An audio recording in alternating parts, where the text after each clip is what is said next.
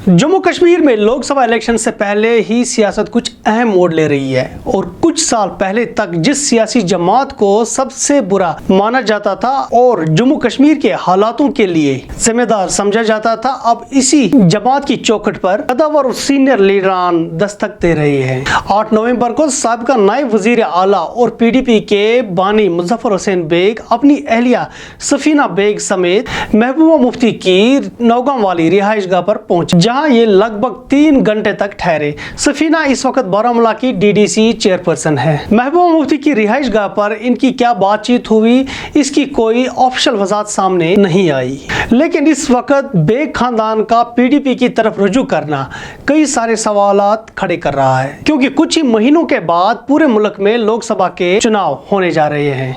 2014 में PDP की ही ticket पर बारामूला से बेग लोकसभा के लिए मुंतखब हो चुके थे। क्या अब मुजफ्फर हुसैन बेग एक बार फिर से लोकसभा में जाना चाहते हैं और बारामूला से ही PDP की टिकट पर चुनाव लड़ना चाहते हैं? यह भी एक सवाल है। वहीं दूसरी जानिब PDP जमात भी लीडरशिप क्राइसिस में है, क्योंकि 2019 के बाद लगभग सारे सीनियर लीडरान इस जमात को छोड़ चुके हैं।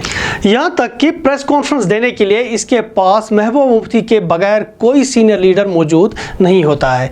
क्या बेग की वापसी को PDP इस सूरत हाल में खुशाइंद एक कदम समझेगी? इसके साथ साथ बेग की अहलिया सफीना बेग ने PDP के वोट के बगैर ही DDC चेयरपर्सन का इलेक्शन जीता और बारामूला में किला संभाल कर बैठी है, लेकिन इस सब के बावजूद बेग खानदान एक छत्र छाया की तलाश में है। यह भी समझा जाता है कि बेग खानदान, जिन्हें दिल्ली की सरपरस्ती हासिल है, अगर वापस PDP में गए तो महबूबा के लिए मुस्तकबिल में मुश्किलात बढ़ सकते हैं। किसी भी वक्त वो PDP के बजाय दिल्ली के मफादात को तरजीह देंगे, जिससे PDP को एक बार फिर बिखरने का खतरा लाहक होगा।